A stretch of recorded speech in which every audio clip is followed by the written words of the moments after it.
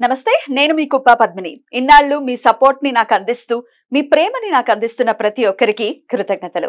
ఇప్పుడు చూడబోతున్న ఈ వీడియో కూడా ఖచ్చితంగా మీకు ఉపయోగపడుతుంది.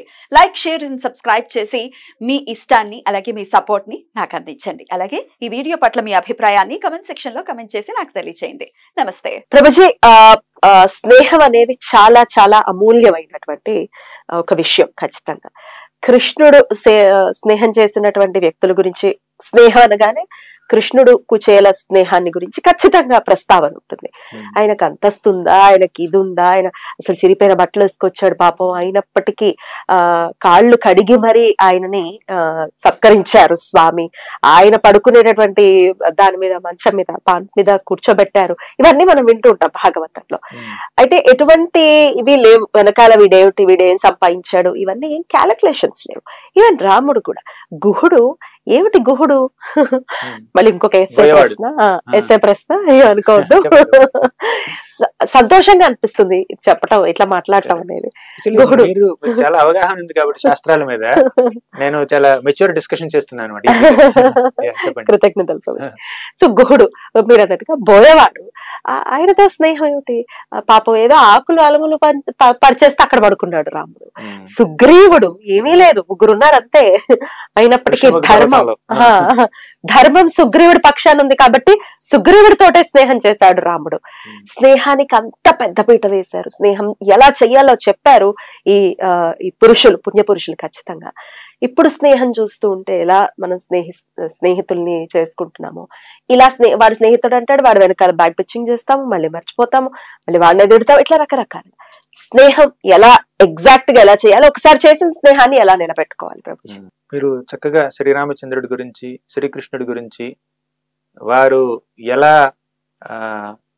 తమ భక్తులతోనే స్నేహంగా వ్యవహరించారు చక్కగా చెప్పారు. ఈ సందర్భంలో నాకు శ్లోకం గుర్తొచ్చింది. వ్యాధస్యాచరణం ధ్రువస్య చ వయో విద్యా గజేంద్రస్య కుబ్జాయా కిము నామ రూపమధికం కిం తత్సుదాంనో ధనం వంశః కో విదురస్య యాదవపతేర్ ఉగ్రస్య కిం పౌరుషం భక్త్యా తుష్యతి కేవలం న చ గుణైః భక్తి ప్రియో మాధవ. వ్యాధస్య ఆచరణం. వ్యాధుడైన ఒక హంటర్ ఉన్నాడు, బోయేవాడు. పెద్ద ఆచార వ్యవహారం ఏం తెలియదు. ధ్రువస్య చ వయో. ధ్రువుడి వయసు అంతా 5 ఏళ్ళు. విద్యా గజేంద్రస్య గజేంద్రుడు ఏమైనా విద్యావంతుడా, పండితుడా? కాదే, ఏనుగు. ఏనుగుకి శరీరం ఉంది కానీ బుర్ర తక్కువ అని చాలా మంది అంటుంటారు. విద్యా గజేంద్రస్య కుబ్జాయ కిము నామ రూపమధికం. కుబ్జ త్రివక్ర అంటే గూనితో ఉందన్నమాట, పెద్ద సౌందర్యవతి కాదు. కిం తత్ సుధాంనో ధనం. మీరు అన్నట్టు సుధాముడు కుచేలుడు ధనవంతుడు కాదు, చిరిగిపోయిన బట్టలు వేసుకున్నాడు. అసలు కృష్ణుడికి ఒక గుప్పెడు అటుకులు ఇవ్వాలంటే ఇంట్లో అటుకులు కూడా లేవు. అప్పుడు సుధాముడి భార్య పక్కనున్నటువంటి బ్రాహ్మణుల ఇంటికి వెళ్ళి వాళ్ళ దగ్గర అడుక్కుని తీసుకొచ్చి, యాచించి తీసుకొచ్చింది. ఒక చిరిగిపోయినటువంటి వస్త్రంలో కట్టి ఇచ్చింది. ఇది నీ ఫ్రెండ్ కి గిఫ్ట్, మీ మల్టీ మిలియనర్ ఫ్రెండ్ కి గిఫ్ట్. చిరిగిపోయినటువంటి వస్త్రంలో యాచించినటువంటి ఆ అటుకులు. కిం తత్ సుధాంనో ధనం వంశః కో విదురస్య యాదవపతేర్. మన విదురుడి వంశం ఏమిటి? దాసీపుత్రుడు. యాదవపతి ఎవరు? ఉగ్రసేనుడు. ఏమైనా యుద్ధాలు చేశాడా? పౌరుషం లేదు. తన బిడ్డ అయినటువంటి కంసుడే, బిడ్డ కాదులేండి, సరే, బిడ్డగా వ్యవహరించినటువంటి ఆ కంసుడే చెరలో పెడితే ఏం చేయలేకపోయాడు ఉగ్రసేనుడు. అందుకు ఇన్ని ఎగ్జాంపుల్స్ ఉన్నాయి. వీళ్ళకి డబ్బు లేదు, సంపద లేదు, పరపత లేదు, వయసు లేదు, అనుభవం లేదు, ఆచారం లేదు, వ్యవహారం లేదు, అయినా కూడా భక్తి ఉంది. భక్త్యా తుష్యతి కేవలం న చ గుణైః భక్తి ప్రియో మాధవ. ఆ మాధవుడు భక్తి ప్రియుడు. భక్త్యా తుష్యతి కేవలం భక్తి మాత్రమే ఆయన్ని సంతృప్తి పరచగలదు. అందుకే మీరు అన్నట్టు భగవంతుడితో స్నేహం చేయాలి అంటే ఈ బ్యాక్గ్రౌండ్ ఏం అక్కర్లేదు. మీరు చక్కగా మీరు స్నేహం మీద మీరు ఎక్కువగా ఫోకస్ పెట్టారు, నేను దాన్ని కొంచెం ఎక్స్పాండ్ చేసి భక్తిలోకి తీసుకొచ్చాను. అలాగే మీరు రాముడి గురించి కూడా చెప్పారు. రాముడి ఫ్రెండ్స్ ఎవరు? గుహుడు, బోయేవాడు, విభీషణుడు రాక్షసుడు, జాంబవంతుడు భల్లూకం, ఆంజనేయుడు, సుగ్రీవుడు, వీళ్ళందరూ వానరులు. ఇంకా ఉన్నారు శబరి. శబరి ఒక ఎసెటిక్ లేడీ. ఇలా భగవంతుడు Yeah. తన భక్తులు ఏ బ్యాక్గ్రౌండ్ నుంచి వచ్చినా కూడా వారిని అనుగ్రహిస్తాడు. ఎందుకంటే ఆయనకి మన స్వచ్ఛమైనటువంటి మనసు ముఖ్యం. ఇప్పుడు మనం ఇటువంటి పరిస్థితుల్లోకి వస్తే మీరు అన్నట్టు ఇప్పుడు స్నేహం అంటే కొంచెం మెటీరియలిస్టిక్ గా మారిపోతుంది. ఎదుటి పైకి ఏమో చక్కగా ప్రేమతో వ్యవహరిస్తారు, వెనకాలంతా పాలిటిక్స్ రాజకీయం జరుగుతూ ఉంటుంది, లేదంటే బ్యాక్ బైటింగ్ అన్నారు, బ్యాక్ స్టాబింగ్ అన్నారు, చాలా చెప్పారు మీరు. మన సంబంధాల్లో, బాంధవ్యాల్లో, స్నేహాల్లో ఒక ఒక శాంక్టిటీని తీసుకురావాలంటే, ఒక పవిత్రతను తీసుకురావాలంటే మనకి ఇంటిగ్రిటీ ఉండాలి, అంటే నిజాయితీ ఉండాలి. ఎదుటి వారిని మనం స్నేహితులుగా స్వీకరిస్తే ఆ స్నేహానికి వాల్యూ ఇవ్వాలి. ఇతడు నా స్నేహితుడు అని అతడి బాగోగులు చూడడం నా ఇంపార్టెంట్. అట్లీస్ట్ అతడి బాగోగులు చూసేటటువంటి శక్తి సామర్థ్యాలు నాకు లేకపోయినా హాని చేయకూడదు, తప్పుగా ప్రవర్తించకూడదు, అనవసరంగా హర్ట్ చేయకూడదు. అట్లీస్ట్ ఆ మాత్రం ఉండాలి. ఓకేనా? మీరు మీ స్నేహితుడికి ఫిజికల్ గానో లేదంటే ఫైనాన్షియల్ గానో ఇంకే రకంగానో ప్రాక్టికల్ గా సహకరించలేకపోవచ్చు, అట్లీస్ట్ ఎమోషనల్ సపోర్ట్ ఇవ్వాలి. నేను నీ దగ్గర నీకున్నా, నీ బాధ పంచుకోవాలంటే నా షోల్డర్ ఇస్తాను, ఓకేనా, నా భుజాన్ని చూపిస్తాను అని చెప్పగలగాలి. సోఫా చెక్కు సాఫ్ట్ గా ఉండొచ్చు, కానీ ఇచ్చేసే పని ఇచ్చేయలేదు. ఓకేనా? ఇది కొంచెం హార్డ్ గా ఉండొచ్చు, ఇది సాఫ్ట్ గా ఉండొచ్చు, కానీ ఇది దీని పని దీనిదే. అది అట్లీస్ట్ ఆ అష్యూరెన్స్ ఇవ్వగలగాలి. అలా ఇవ్వలేకపోవడంలో ఉన్నటువంటి మెయిన్ కారణం నిజాయితీ లేకపోవడం, రిలేషన్షిప్ కి వాల్యూ లేకపోవడం, రెస్ట్లెస్ గా ఉండడం, చంచల స్వభావంతో ఉండడం. అందుకే ఇప్పుడు స్నేహాలు ఏమిటి, పెళ్లిళ్ళు నిలబడట్లేదు. ఇంకా ఇప్పుడు నా తల్లిదండ్రులు ఉన్నారు, 40 ఏళ్ళ నుంచి కలిసి ఉంటున్నారు, ఓకేనా. కొంతమంది ఉన్నారు ఏంటంటే కొన్నాళ్లలోనే కొంచెం అంటే విడిపోతుంటారు, ఓకేనా. అంటే సరైన కారణాలు ఉండొచ్చు, మనం అనవసరం కమెంట్ చేయట్లేదు దాని మీద. విషయం ఏమిటంటే కలియుగం ప్రోగ్రెస్ అయ్యే కొద్దీ ఆ రిలేషన్షిప్ కి మనం ఇచ్చేటటువంటి వాల్యూ తగ్గిపోతూ ఉంటుంది. వాల్యూ తగ్గిపోతుంటుంది ఎందుకంటే నిజాయితీ లేదు కాబట్టి, ఆ ట్రస్ట్ ఉండదు కాబట్టి. అంటే ఈ వ్యక్తి మీద నమ్మకం కలగాలంటే ఆ వ్యక్తి మనం నిస్వార్థంగా ప్రేమించగలగాలి. ప్లస్ అలా ప్రేమ ఉంటే ఏ లోపాలు ఉన్నా కూడా దాన్ని సహించగలుగుతాం, టాలరెన్స్ ఉండాలి. ఒక వ్యక్తిని మనం ప్రేమిస్తే ఆ వ్యక్తికి కొన్ని మంచి లక్షణాలు ఉండొచ్చు, కొన్ని డిఫెక్ట్స్ కూడా ఉండొచ్చు, లోపాలు కూడా ఉండొచ్చు. ఆ లోపాలని కూడా మనం క్షమించగలగాలి, ప్రేమించగలగాలి, ఓర్చుకోవాలి, సహించగలగాలి. అలాంటి సహనం ఉంటేనే రిలేషన్షిప్ నిలబడుతుంది. కానీ మరీ అధర్మంగా ప్రవర్తిస్తే సహించకూడదు. అంటే సహనం దేన్ని సహించాలి, దేన్ని సహించకూడదు, దానికి ఒక డిస్క్రిమినేషన్ ఉండాలి మనకి. మరీ తప్పుగా ప్రవర్తిస్తే సహించకూడదు, ఓకేనా. కానీ చిన్న చిన్న తప్పుల్ని క్షమించేటటువంటి ఆ ఓర్పు, సహనం మనకు ఉండాలి. అప్పుడు రిలేషన్షిప్ నిలబడుతుంది.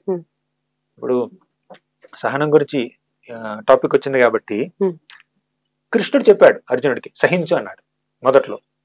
అసలు భగవద్గీతలో ఉన్నటువంటి మొట్టమొదటి పాఠం ఒక రకంగా చెప్పాలంటే సహనం. మాత్ర స్పర్శాస్తు కౌంతేయ శీతోష్ణ సుఖ దుఃఖదాహ ఆగమాపాయినో నిత్యాహ తాం స్థితిక్షస్వ భారత. తితిక్ష ఉండాలి, సహనం ఉండాలి, ఓర్పు ఉండాలి అని కృష్ణుడు చెప్పాడు. అర్జునుడు అన్నాడు, సరే ఓర్చుకుంటాను. దుర్యోధనుడు, దుశ్శాసనుడు, కర్ణుడు వీళ్ళందరూ చేసినటువంటి దురాఘాతాలన్నింటినీ నేను సహిస్తాను, యుద్ధం చేయను, వెళ్ళిపోతాను అన్నాడు. అది సహించకూడదు. కష్ట సుఖాల్ని సహించాలి, ఓర్పు వహించాల్సింది. కష్ట సుఖాలు ఉంటే అప్పుడు ఓర్పు వహించాలి. ఆ ధర్మం జరిగితే ఓర్పు వహించకూడదు, సహించకూడదు. ముఖ్యంగా నీకు శక్తి ఉంటే, బాధ్యత ఉంటే అసలే సహించకూడదు. వాళ్ళు ఓడించు, సంహరించు అన్నాడు అనమాట. అంటే అధర్మంగా ప్రవర్తిస్తే దాన్ని సహించకూడదు, కానీ చిన్న చిన్న లోపాలని మనం సహించగలగాలి. అప్పుడు ఒక రిలేషన్షిప్, ఒక సంబంధం నిలబడుతుంది, మిత్రత్వం, స్నేహం నిలబడుతుంది అనమాట. అది ఎలా తెలుసుకోవాలి అంటే పురాణాలు ఒక్కసారి చదివితేనో వింటేనో ఓహో ఇలా ఉండాలన్నమాట మనకి అనేది అవగతం అవుతుంది. పురాణాలని పక్కన పెట్టేసో ఇష్టం వచ్చినట్టు ప్రవర్తిస్తున్నాము.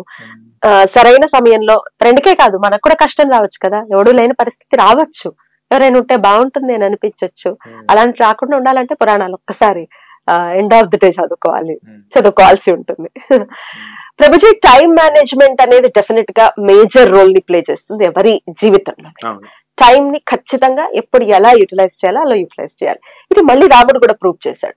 ఎప్పుడు నువ్వు లేవాలి, ఎప్పుడు ఏం చెయ్యాలి అనేది మార్గశీర్ష మాసంలో ఆయన స్నానం చేసిన విధానం కూడా రామాయణంలో ప్రస్తావిస్తారు. చలికి ఏనుగులు కూడా అలాగా ఆగిపోయి నుంచుని ఉన్నాయి, సరస్సుల్లోకి వెళ్లకుండా. రాముడు మాత్రం స్నానం చేశాడు, సంధ్యావందనం చేసుకున్నాడు అని చెప్తారు. సో అంటే ఎప్పుడు ఏం చేయాలి, ఏ టైంకి ఏం చెయ్యాలి అనేది పురాణ పురుషులు చెప్పారు, చేసి చూపించారు. మనం ఇప్పుడు అది మొత్తం మారిపోయింది, లైఫ్ స్టైల్ మొత్తం మారిపోయింది. అర్ధరాత్రులు తినటం గానీ, లేకపోతే అర్ధరాత్రులు ఎప్పుడో నిశాచరులు అంటారు, మనుషులు అనుకోవడం అప్పుడు కరెక్టే. 3ంటికి 4ంటికి పడుకోవడం, 12ంటికి కానీ లేవకపోవడం, ఇట్లా అంతా జరుగుతోంది. లైఫ్ మొత్తం మారిపోయింది. దీనివల్ల వచ్చేటటువంటి దుష్ప్రభావాలు ఏమిటి? దుష్ప్రభావాలు చూస్తూనే ఉన్నారు ఆల్రెడీ. ఓకేనా, నైట్ సంచరించడం వల్ల, లేట్ నైట్ పడుకోవడం వల్ల ఫస్ట్ ఏంటంటే హెల్త్ ఎఫెక్ట్ అవుతుంది. రెండు ఏమిటంటే కాన్సన్ట్రేషన్ లోపిస్తుంది, దానివల్ల రిలేషన్షిప్స్ కూడా ఎఫెక్ట్ అవుతుంటాయి.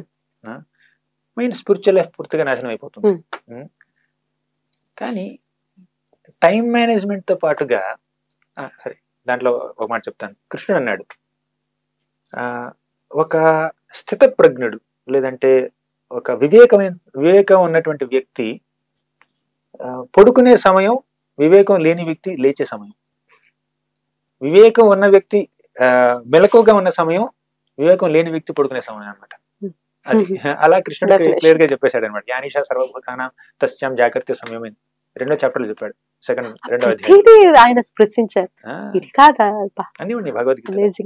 ఒక జీవితం సరిపోదు, దాన్ని అవగాహన చేసుకోవడానికి, ఆచరణ చేయడానికి. అంటే ముందు ఇలా ఉంటుంది అని కూడా ముందే చెప్పేశాడు స్వామి. సరే, ఇప్పుడు టైం మేనేజ్మెంట్ తో పాటుగా నేను నా కొత్త పుస్తకంలో కూడా రాశాను, మైండ్ ఫిల్మ్ అనే పుస్తకంలో రాశాను నేను. Tap management. What is tap management? Tap management.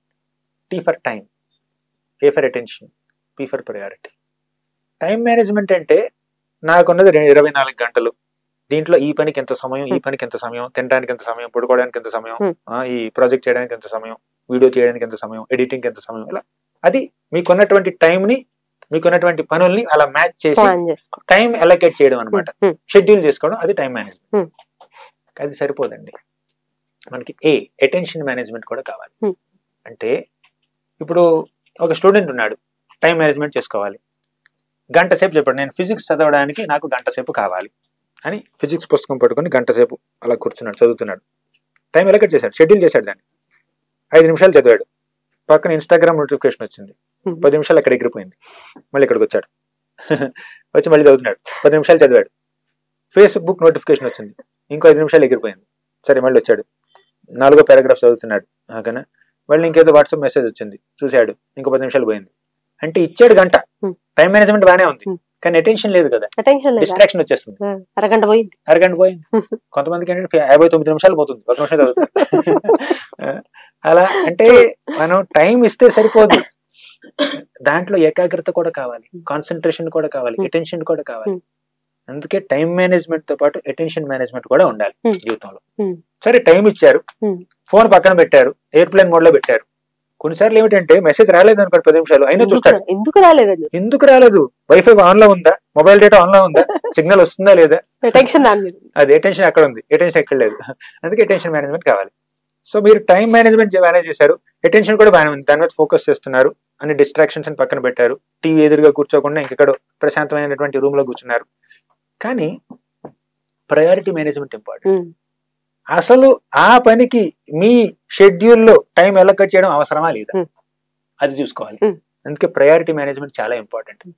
మనకి 10 పనులు ఉంటే అందులో ఒక 4-5 పనులు చాలా ఇంపార్టెంట్ ఉంటాయి, కొన్ని మీడియం ఇంపార్టెన్స్ ఉంటాయి, కొన్ని చేయకపోయినా పర్లేదు, కంప్లైంట్ మునిగిపో. అందుకే మనం ప్రయారిటైజ్ చేసుకోవాలి. అప్పుడు టైం, ప్రయారిటీ, అటెన్షన్, ఈ 3 మేనేజ్ చేసుకుంటే అప్పుడు మనం we will be successful in whatever you are doing, right? ట్యాప్ మేనేజ్మెంట్ ఇస్ అ మస్ట్. తెలుసుకోగలగాలి. పిల్లలకు కూడా చెప్తే గనక ఇలా ప్లాన్ చేసుకోవాలి. నువ్వు పంక్చువల్ గా లేకపోవడం అనేది జరుగుతూనే ఉంది. చాలా మంది అసలు పంక్చువల్ గా అసలు బాబాయ్ ఆఫీసులకు వెళ్ళడం దగ్గర నుంచి కానీ ఒక టైం చెప్తే ఆ టైం కి రెడీగా ఉండాలి అనేది మినిమం థింగ్.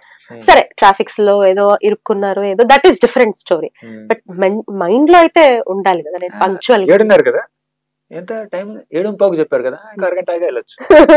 7:15 చెప్పారు, 7:30 అయినా కూడా అరగంట ఆగి వెళ్ళొచ్చు. ఇండియన్ మెంటాలిటీ అని అంటుంటారు.